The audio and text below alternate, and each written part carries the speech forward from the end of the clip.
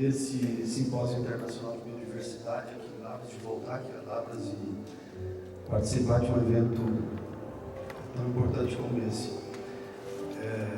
Eu vou desenvolver minha apresentação falando sobre a biodiversidade aplicada ao manejo de pragas, mas enfatizando todo o trabalho feito para desenvolvimento de variedades resistentes ao bicho mineiro, que é o trabalho mais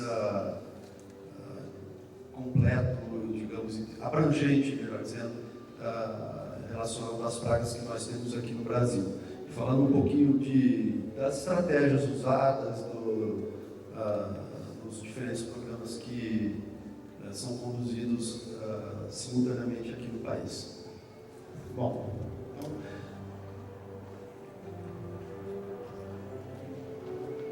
deixa eu aprender o que eu aqui.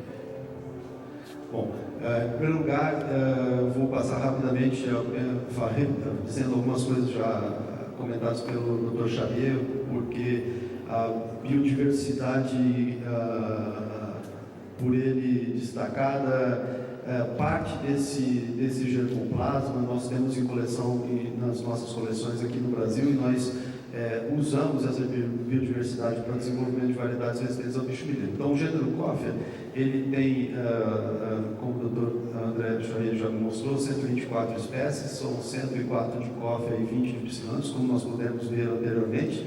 E aqui no Brasil, nós sabemos, nós continuamos duas espécies, né, arábica e canéfora, que com uma produção estimada na última levantamento de safras feito pela Conab em torno de 48 milhões de sacas. Bom, para o sucesso dessa nossa cafeicultura, ela, a meu ver, ele se deve em parte à eficiência de pacotes tecnológicos caracterizados por cultivares altamente produtivas, de excelente qualidade, e a práticas de manejo bastante eficientes desenvolvidas pelos nossos técnicos aqui no Brasil. Aliado, eu incluiria um terceiro item, a capacitação de nosso pessoal técnico, né? Eu acho que esses três pontos eles são a chave do sucesso da cafeicultura brasileira.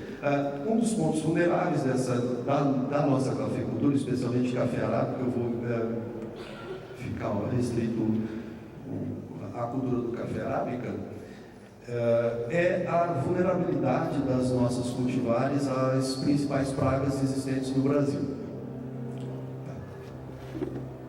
Bom, para desenvolver então cultivares resistentes a essas pragas, eu vou, como já disse, enfatizar a resistência ao bicho mineiro, mas isso vale para qualquer uma delas.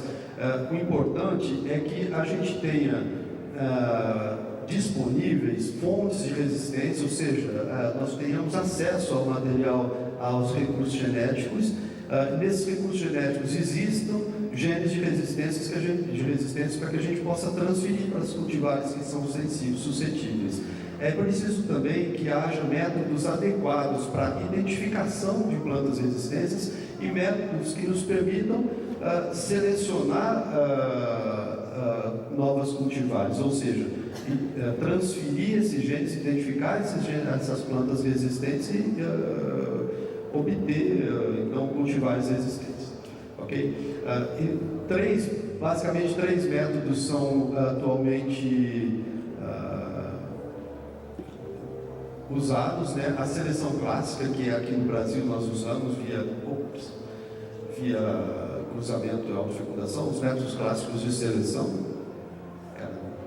A seleção a partir de assistida e também a obtenção de plantas transformadas no caso do bicho mineiro, com genes de Bacillus thuringiensis, que eu vou fazer só um pequeno comentário no final, uma vez que essa estratégia ela foi colocada um pouquinho de lado. Bom, no caso do bicho mineiro, então, a seleção de plantas de cultivares resistentes, ela, no primeiro momento, ela vem sendo feita através da transferência de genes da espécie Coffea racemosa.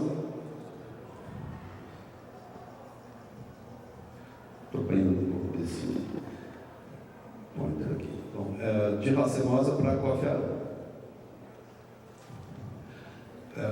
Como eu disse, então, para que a gente possa desenvolver novos cultivares, é importante, num programa de melhoramento, seja da espécie qualquer. No caso do café, é importante que a espécie seja uma espécie de...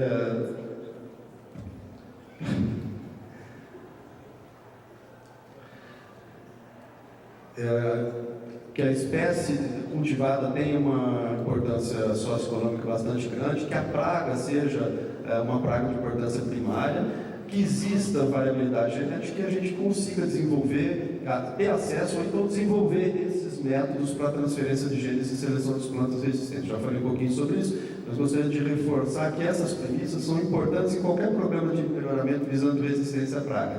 A gente já sabe que o café, nós estamos aqui falando sobre o café, não preciso nem destacar a importância do café para o Brasil.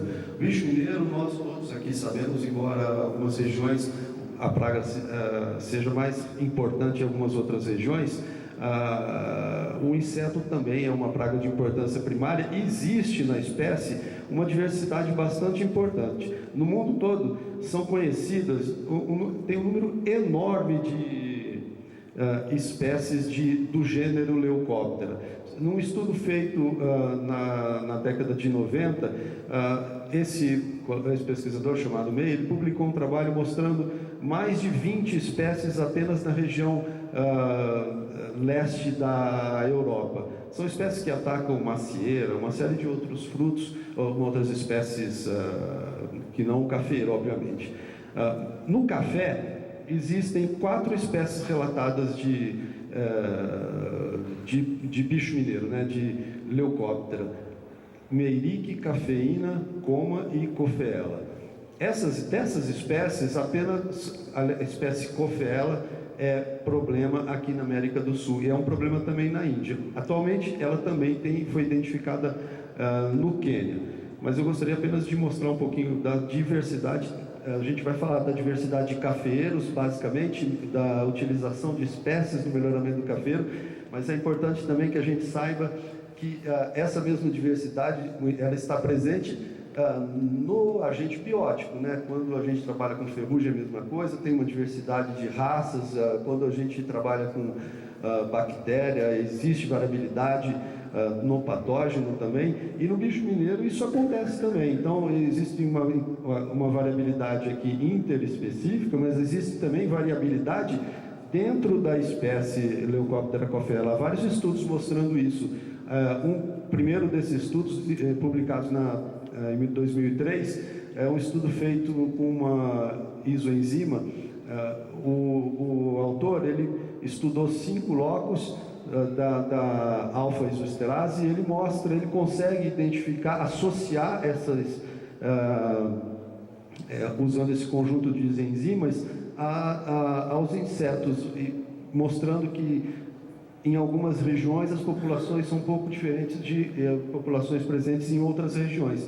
Estudos semelhantes também foram conduzidos pela Juliana Martinatti, uma colega lá do Instituto, com um marcador, né, o RAPD, um número bastante pequeno de primers, mas mostrando também, esse é o exemplo que ilustra essa figura, a variabilidade e a diversidade que a gente pode conseguir nas populações. Aqui são populações de insetos com origem geográfica diferente, e também insetos que foram coletados em cultivares suscetíveis e cultivares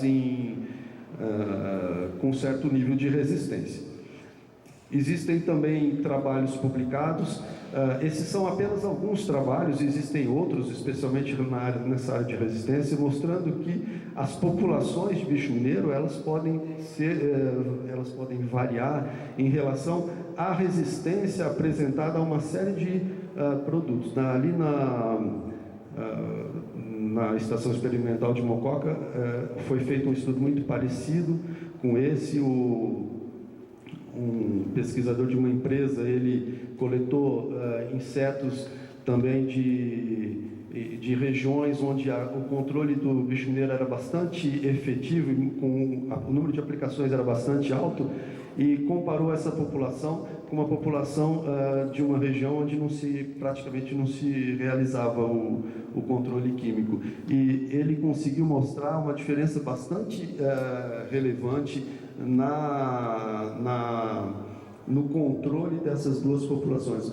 Os insetos oriundos dessas regiões onde a aplicação de produtos era bastante grande, necessitava para o controle doses bem maiores do produto do que insetos de regiões onde o controle não era feito com tanta frequência.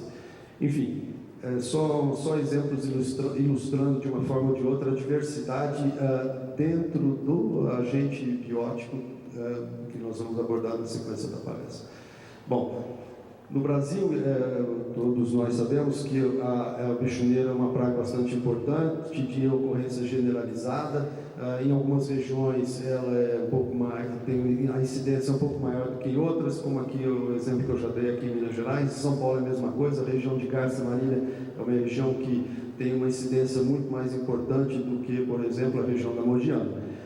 Os danos são bastante importantes e que podem ser, segundo dados publicados aí por um grande número de pesquisadores, inclusive o pessoal aqui do Júlio, o Paulo Remédios aqui da Ipamig, mais de 75% de redução na produção de frutos. O inseto,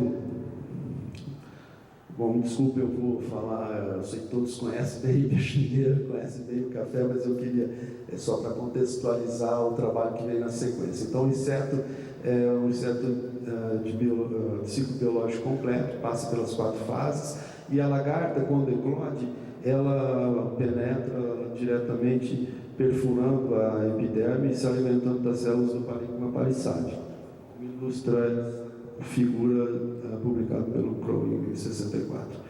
Bom, os danos, então, eles são devidos à redução da fotossíntese e muito acentuados pela queda prematura das folhas, especialmente quando as lesões elas se encontram próximas ao pecíolo. Existem danos diretos em função da redução da superfície foliar fotossintetizadora, mas também danos que se manifestam na safra seguinte. Há muitos trabalhos publicados sobre isso, alguns exemplos. Como eu comentei, algumas regiões a praga tem uma importância mais relevante do que em outra. Em Minas Gerais, aqui nós temos, esse é mais ou menos, esse a curva de flutuação de incidência, né, do inseto na região do sul de Minas, aqui em Minas Gerais, e na Alta Mogiana em São Paulo, e essa é a curva de incidência na região de Garça Marília em São Paulo, e que eu chamei aqui de regiões favoráveis, é uma área bastante grande do estado de Minas Gerais, que vocês todos conhecem muito bem. Os danos causados pela praga, então, eles são da ordem de 1 centímetro, 1,2 centímetros quadrados, varia um pouquinho em função da cultivar. Quando esses estudos foram conduzidos pelo professor Parra e um aluno na década de 70, ele usou também a cultivar Icatu, e que não era muito diferente disso. Cada lagarta consome em torno de 1,1, 1,4 centímetros quadrados de área foliar, destrói 1,2 centímetros de área foliar. Nas plantas, estudos feitos por Khodorov e Vega mostraram que desfolhas de 61% causavam prejuízo de 70% na massa seca do tronco, 60% na massa seca de raiz e 50% na atividade fotossintética das folhas. Há também estudos bastante bem conduzidos, muito bem feitos, pelo professor Parra da Exalc lá em Piracicaba, mostrando que as desfolhas nessas proporções proporcionam prejuízos também correlacionados ao aumento de desfolha. Bom, agora falando um pouco da diversidade genética em cafeiros, e especificamente ao material vegetal utilizado nesses estudos de diversidade visando o melhoramento do cafeiro, o desenvolvimento de cultivares resistentes, nós aqui no Brasil estudamos a diversidade em arábica e também em algumas das espécies diploides ou silvestres ou selvagens, como disse o professor Charrier, que existem nas coleções brasileiras. Obviamente, em termos metodológicos, além de estudar esse germoplasma todo, o que nós procuramos foi definir uma metodologia, como nós vimos lá atrás, uma metodologia eficiente de avaliação,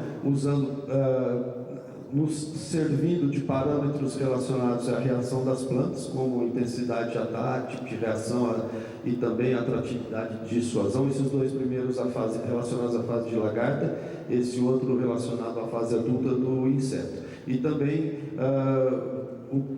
mediante o uso de parâmetros relacionados à biologia do inseto, ou seja, se por um lado foram feitos estudos mostrando que as plantas podem apresentar reação diversa, nós também mostramos que o inseto, a biologia do inseto, ela também é alterada em função do genótipo do hospedeiro. Ok? A primeira abordagem foi feita com a espécie Coffea arábica. Então, considerando esse modelo de reserva gênica proposto por Harlan e aplicado ao melhoramento de Coffea arábica, aqui no centro tem Coffea arábica, e aqui as outras espécies, aqui outras espécies. Quanto mais a gente se distancia do centro, mais difícil transferir genes para a espécie que nós queremos melhorar. A espécie do centro é a espécie que nós queremos melhorar. Nós queremos fazer cultivares de arábica. Então, qual é a estratégia mais eficiente? A mais eficiente é achar variabilidade, explorar a diversidade genética dentro da própria espécie Coffea arábica, porque transferir genes de uma espécie de uma forma botânica qualquer ou de um acesso qualquer de arábica para ela mesma é muito mais fácil do que usar espécies diploides para a mesma finalidade. Então, por essa razão, todo o material disponível em coleção foi avaliado em arábica, mas infelizmente nunca conseguimos encontrar em arábica plantas altamente resistentes, ou seja, genes de resistência que pudessem ser efetivamente considerados importantes, bons candidatos para o melhoramento de arábica. E nessas avaliações, nós avaliamos as cultivares nacionais, as cultivares introduzidas no Brasil, né, de outros países produtores, formas botânicas, os mutantes que foram aparecendo, foram sendo acumulados ao longo dos anos, introduções que foram feitas no Brasil com origem na Etiópia, daquela coleção dita na palestra anterior pelo Dr. Charrier da expedição da FAO de 65, se não me engano, e também introduções do Iêmen que foram feitas na década de 90, se eu não me engano. Bom, aqui é apenas eu pus algumas espécies, mas eu vou passar rapidamente, porque isso já foi mostrado na palestra anterior. Então, algumas espécies que foram avaliadas para que nós pudéssemos... desculpe.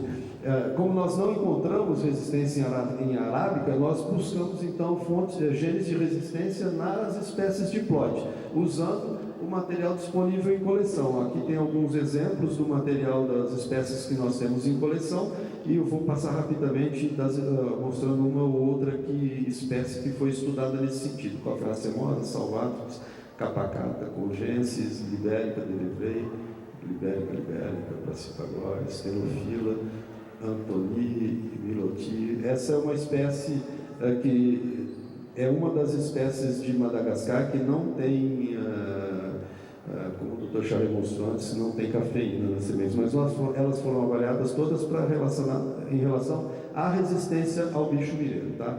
Coffea humida. E nessas espécies, aí sim nós encontramos uma variabilidade muito grande. Nós encontramos uma diversidade enorme relacionada à resistência ao inseto. Então, apenas algumas ilustrações mostrando a variabilidade interespecífica e também intraespecífica, evidenciada pela área danificada, pelas lagartas, e também o tipo de reação das lesões. Aqui na coluna da esquerda é a área danificada, e no eixo vertical da direita, o tipo de reação que vai de 0 a 4. Bom, o que nós percebemos nesses dois primeiros gráficos é que a variabilidade, primeiro que a arábica, essa é com catuai vermelho e aqui mundo novo. As duas cultivares, elas são suscetíveis, obviamente, por isso que nós queremos fazer cultivares resistentes. Nós queremos fazer catuai resistente a bicho mineiro, bom, especialmente catuai pelo porte baixo. Mas já nas espécies diploides, isso já muda um pouco de figura. Então, cada número aqui é uma planta avaliada. Então, aqui, a maior parte, pelo menos, dos gráficos aqui tem 13 plantas. Então, nós encontramos plantas em canéforas do grupo congolês, por exemplo, altamente resistentes e plantas altamente suscetíveis. Então, a gente tem uma variabilidade que dá para perceber muito clara quando a gente compara esses resultados aqui com as testemunhas, as cultivares comerciais de arábica. É muito fácil enxergar a diversidade, a variabilidade interespecífica, ou seja, entre as espécies, como também, em alguns casos, a variabilidade existente entre os indivíduos da mesma espécie, ou seja, a diversidade e a variabilidade interespecífica. Aqui é a mesma coisa, é o mesmo experimento, o mesmo ensaio, apenas com algumas outras espécies, até em média mais resistentes. Por exemplo, Coffea anthonii, Coffea stenophylla, Coffea capacata, são espécies altamente resistentes. Racemosa, que é a espécie que nós usamos, né, e mais tarde a gente vai falar um pouco mais sobre ela. A racemosa, por outro lado, ela é realmente bastante resistente em média quando comparados com o arábico, mas existem plantas em racemosa suscetíveis, ok?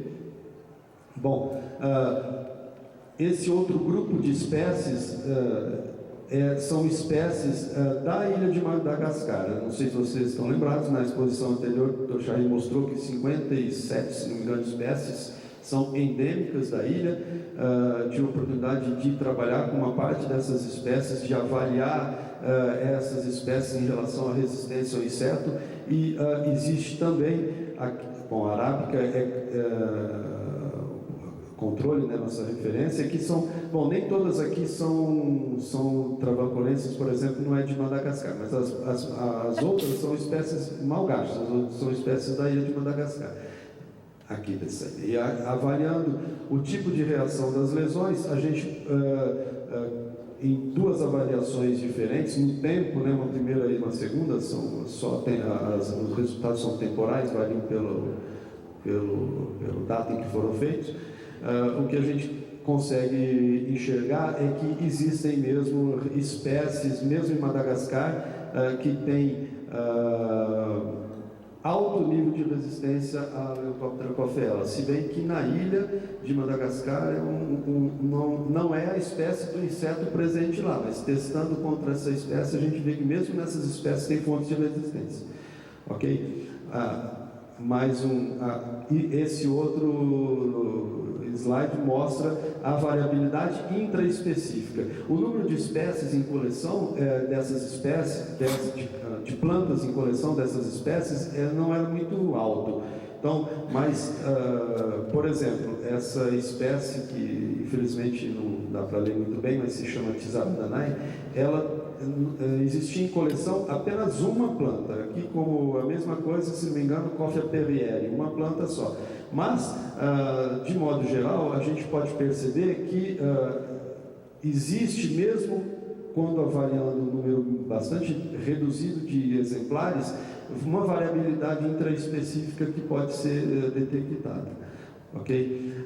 Agora, falando um pouco olhando mais para o inseto do que para a planta, o que nós percebemos é que a resistência das plantas, ela também pode ser avaliada em relação ao efeito causado na biologia do inseto. Por exemplo, Coffea tetragona é uma espécie de malgache também. A fase larval dura 21 dias contra os 8 que nós observamos nas condições experimentais. Ou seja, o inseto, durante 21 dias, fica, em média, né, nos nossos ensaios, permaneciam na fase larval. Não necessariamente causando um dano proporcional ao período em que ele passava nessa fase, mas, ou seja, é a dificuldade que o inseto tinha em completar a fase larval e passar para a fase seguinte. E aí, bom, isso, cada uma das fases, cada uma das espécies tem um comportamento diferente. Quando a gente considera, nesse primeiro caso, eu estou falando, a gente fala da duração das fases, no segundo caso nós falamos da viabilidade dessas fases. Ou seja, em arábica, a viabilidade dos ovos nas condições experimentais, elas foram bastante altas, 92, a viabilidade da lagarta, viabilidade de ovos, viabilidade de lagartas, viabilidade de crisálidas significa a porcentagem de ovos que passou, de lagartas que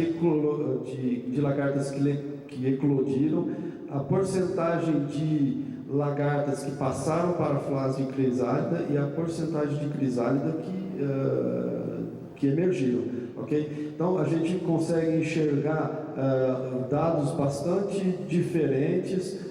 Em algumas dessas espécies, como resinosa, por exemplo, ou Farafaganense, são espécies também de Madagascar, nenhum inseto completa o ciclo biológico, ou seja, a gente não tem...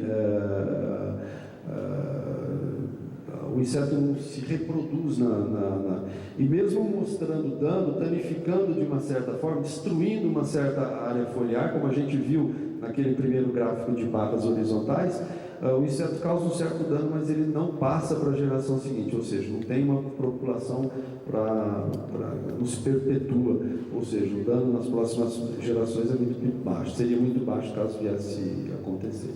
Essa é uma outra forma de enxergar a resistência das plantas também, olhando para os insetos. E aqui um outro exemplo mostrando que o par de folhas, né, a idade da folha, ela tem muitas vezes um efeito importante na expressão da resistência. Então, quando a gente considera o número a duração do ciclo biológico do inseto em arábica, esse primeiro par não são aquelas folhas bem pequenininhas, são folhas já bem grandes, bem expandidas, que foram usadas na experimentação. Praticamente não há variação, é um pouquinho só maior. Mas em algumas espécies, por exemplo, a duração é bem maior, como tetragona, perrieri, a duração é bem maior em folhas mais jovens. E em alguns casos, o inseto só se desenvolve em folhas do primeiro par, o que é bastante curioso, ao contrário do que se espera que pelo menos eu imaginava como hipótese científica, é que quanto mais velhas fossem as folhas, ou pelo menos o terceiro par para frente, haveria um desenvolvimento um pouco mais normal da praga. Bom, como a gente já falou rapidamente no início da palestra, a gente tem a resistência das plantas, ela pode ser avaliada tanto em relação à fase larval, como também à fase adulta do inseto. Então as plantas são resistentes com relação à fase larval quando o inseto, a lagarta começa a se alimentar das células do mesofilo, do palissático, e por uma razão qualquer, o inseto é impedido de avançar ou de continuar se alimentando. Como é um minador de folha, O bicho mineiro é um caso bastante particular, porque é um inseto minador de folha, então ele não tem opção, né? Ele não pode, se ele não gostar, ele não pode ir embora.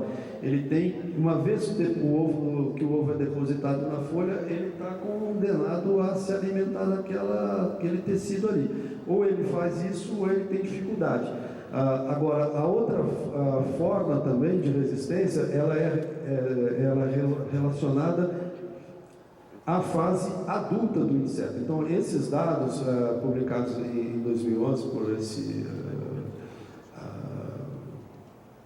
hoje um grande melhorista de plantas, ele mostra que o número de ovos, existe uma variação bastante grande relacionada ao número de ovos depositado por folha em algumas espécies, Coffea racemosa, cultivar apoatã de canéfora e algumas cultivares de café arábica.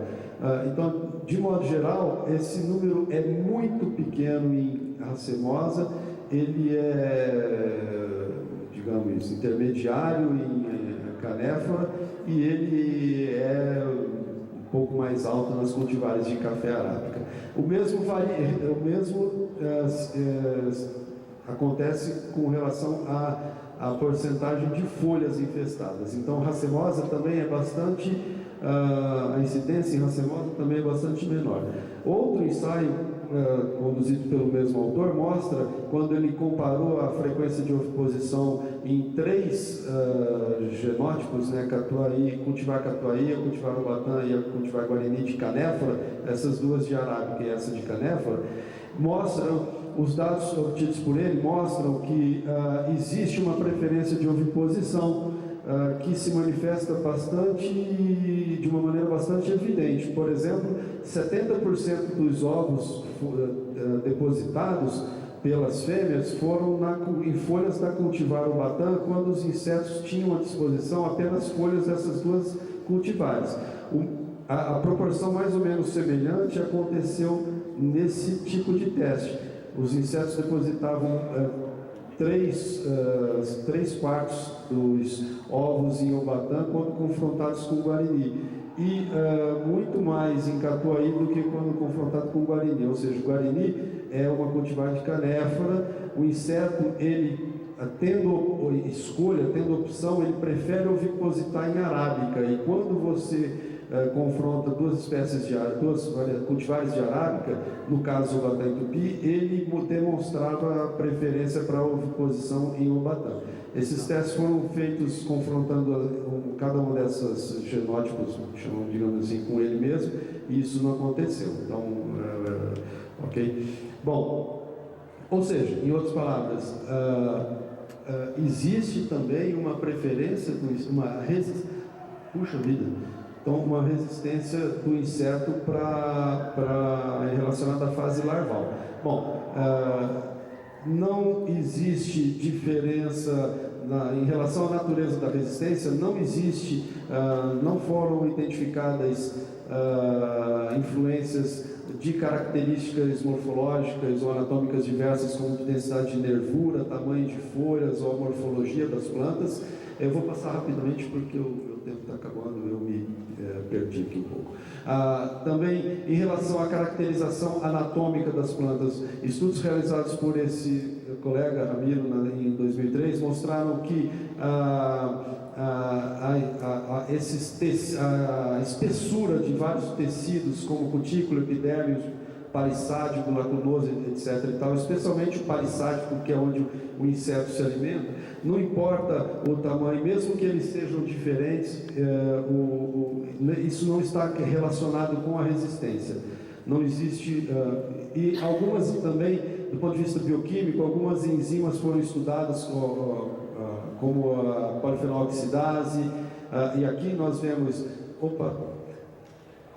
isso vai para os outros gráficos, isso aqui é sem infestação, um dia após o infestação, controle desse um dia. Esses, aqui é arábica e racemosa. Existe diferença entre as espécies na concentração de PPO, mas não existe entre os híbridos resistentes e os suscetíveis em gerações mais avançadas. O mesmo acontece em relação à peroxidase e em relação também a fenóis totais. Nós também avaliamos a concentração de cafeína e não conseguimos encontrar correlação entre o conteúdo de cafeína nas folhas e a resistência apresentada pelas plantas às lagartas. Ou seja, pode ter teor baixo de cafeína, teor baixo de cafeína na folha e dano muito pequenininho, teor baixo e dano é muito grande, na mesma progênie, na mesma descendência.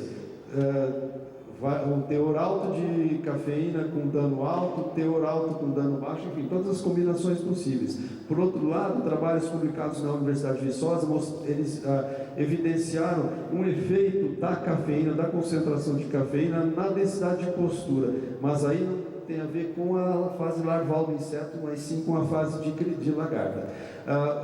Estudos também foram feitos ao longo desses anos tentando mostrar o número de genes envolvidos na expressão da resistência. A conclusão de trabalhos publicados na década de 90 foi de que 2 genes complementares e dominantes explicariam a resistência.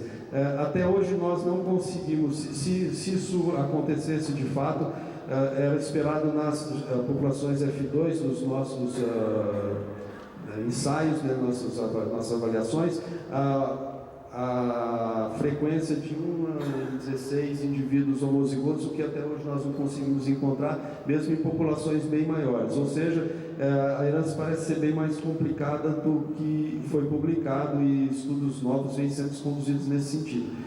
Resumindo, nós já conseguimos mostrar que a resistência na fase larval é uma resistência por antibiose, a fase adulta é antixenose, ou seja, antiga não preferência. A herança precisa de estudos, ela tem uma natureza mais complexa do que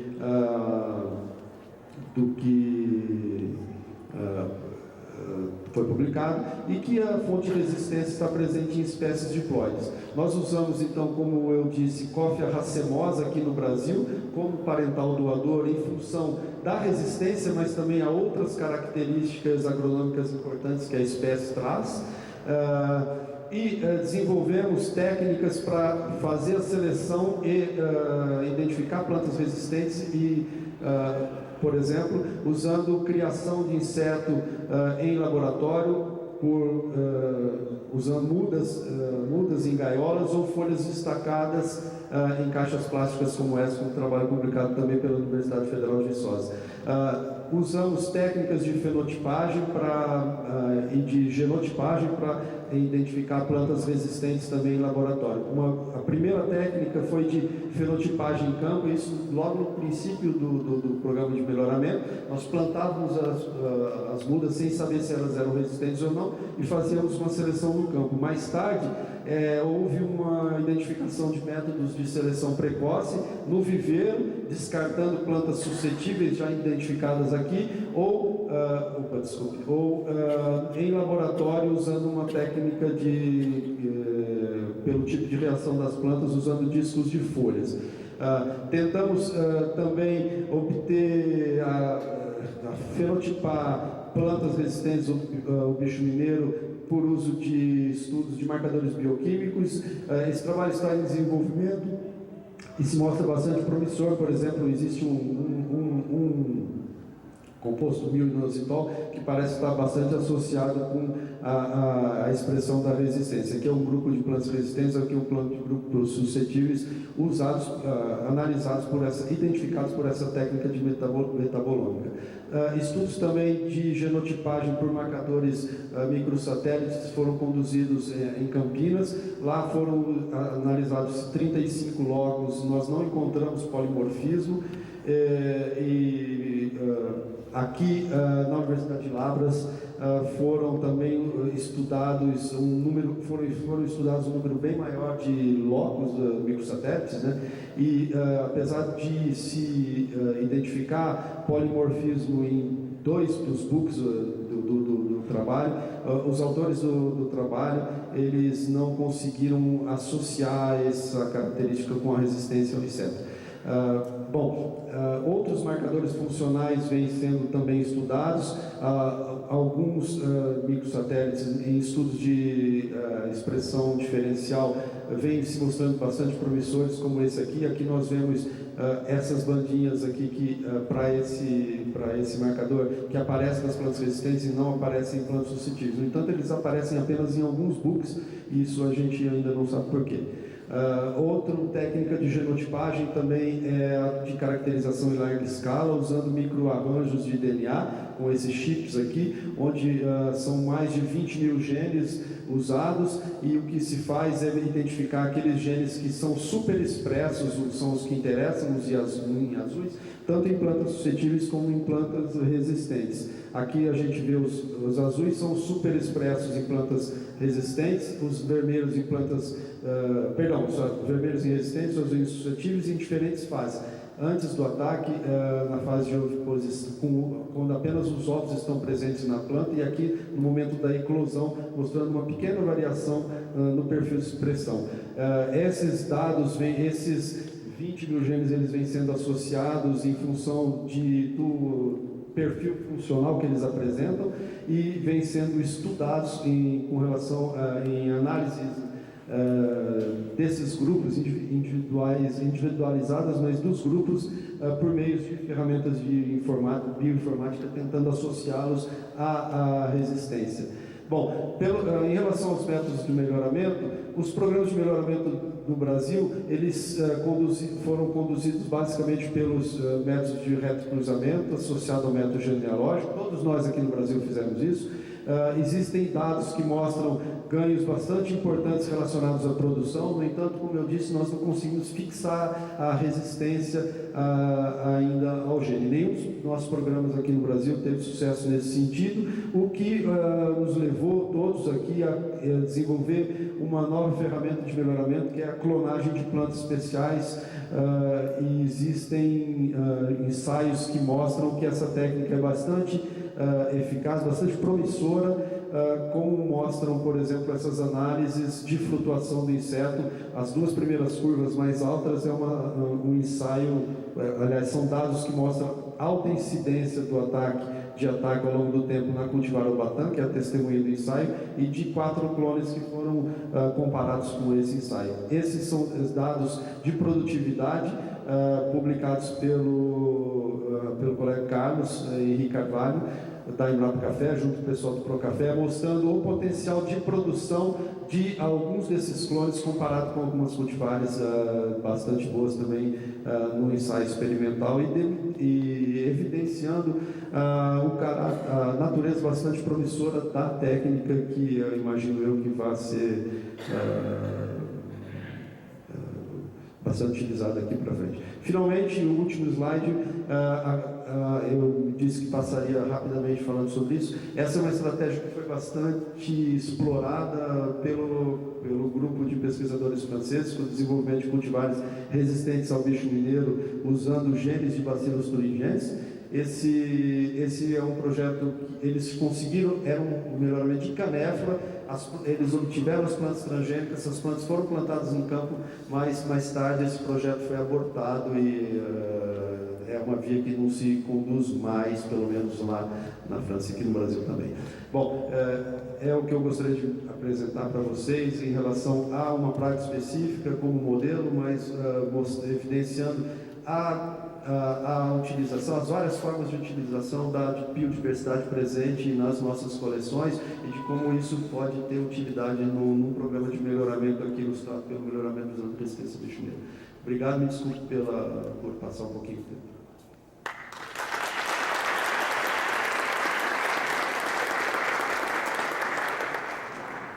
Abriremos para as 2 perguntas.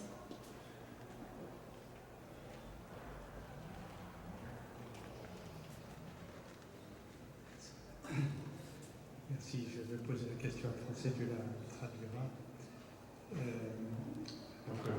Merci pour ce bel exemple de stratégie d'utilisation des espèces sauvages pour faire l'amélioration vis-à-vis maladie et donc toute la méthodologie qu'il faut mettre en place. Ma question, c'est sur l'utilisation finale du produit. Vous obtenez quelques lignées qui ont un très bon niveau de productivité, mais qu'est-ce qu'il en est du point de vue de la qualité de la tasse par rapport au Racemosa? Donc quels sont les problèmes qu'il y a pour obtenir un café de bonne qualité? A pergunta que ele faz tem relação com a qualidade do café. Ele diz, bom, tá bom, vocês conseguiram fazer cultivares resistentes, aí, bom, cultivares entre aspas, né, elas não estão prontas, nós estamos desenvolvendo cultivares resistentes. Ele pergunta, elas são resistentes, mas elas também têm boa qualidade de bebida, ou elas, vocês não pensaram nisso? E eu imagino que... vou responder para todos, depois eu vou responder para ele. Obviamente, nós pensamos nisso, né? O Racemosa é uma espécie, Coffea Racemosa é uma espécie que tem uma qualidade de bebida muito ruim. Acredito que quem já pôde sentir o perfume dos frutos maduros de Coffea Racemosa não tem dúvida disso, é um cheiro horroroso. Enfim, e a qualidade do café também é muito ruim. Mas os vários cruzamentos e as várias gerações avançadas nesse programa, elas, de uma certa maneira, elas eliminaram essa característica. A gente tem essas populações finais, essas populações mais avançadas que hoje existem aqui no nosso programa, elas têm uma qualidade de bebida bastante boa. É claro que é variável, né? Como todos, é uma população ainda em seleção, mas usando esse método de clonagem, por exemplo, que vem sendo feito, os estudos mais avançados são aqueles dos trabalhos publicados pelo Carlos Henrique, da Embrapa. Eles, obviamente, levaram em conta não só as características agronômicas das plantas selecionadas para clonagem, mas também a qualidade de bebida que elas apresentaram. O mesmo acontece conosco lá no nosso trabalho.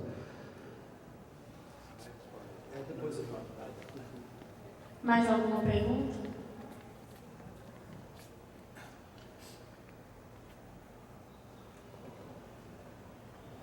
Guerreiro, por que o pessoal não consegue chegar e cultivar do tipo linhagem, já que existem 2, 3, 4 retrocruzamentos? Então, se a gente tivesse gravado todas as conversas que o Carlos e eu tivemos por telefone, sempre é essa dúvida, por que a gente não consegue estabilizar, né, esse material? Olha, eu tenho uma impressão que a Coffea Racemosa é uma espécie muito distante de arábica. A nossa seleção, ela leva em conta algumas características: produção, vigor vegetativo, arquitetura de planta, qualidade, etc. E tal.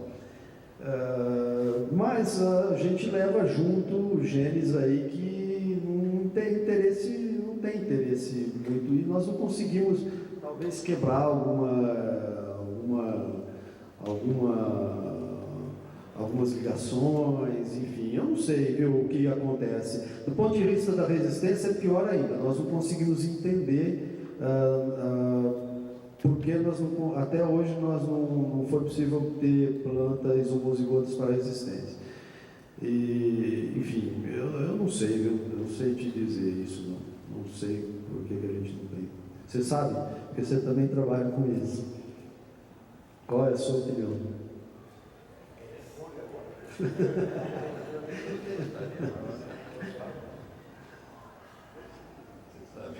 O que você acha, Fazoli, você que... Não, mas quando você faz 3, 4, 5 retrocruzamentos, né, já 93% de genes é do Coffea arábica. Então era de esperar que desse a autocompatibilidade. Eu sei, mas acontece que mesmo mesmo com essa... Você não encontrou nenhuma planta autocompatível? Autocompatível? É. Ah, sim, a gente estuda a autocompatibilidade. Isso é muito importante quando para essa estratégia de clonagem. Você não pode clonar uma planta que não seja autocompatível, senão ela não vai produzir café. Vai ficar dependente do pólen do vizinho. Né? Então, a gente... Agora, de modo geral, a taxa de autofecundação, que a estratégia que a gente faz é autofecundar as plantas para saber... sempre um pouco mais baixo do que as cultivares comerciais de arábica, pelo menos o material que eu autofecundei. Eu não sei o porquê, isso estou tentando saber, né? Ainda bem. Achamos uma ou duas linhagens, né? Que deram homozigose para a resistência ao bicho mineiro, o fenótipo arábica, com qualidade arábica, né? Mas por que será? Bom, eu não sei. O que eu sei é que nem sempre a gente precisa saber por quê, desde que a gente consiga avançar. Eu não sei por que as plantas são resistentes, mas desde que elas sejam resistentes, tá bom. Se a gente entender, fica mais fácil de explicar, né? Fica, sem dúvida nenhuma.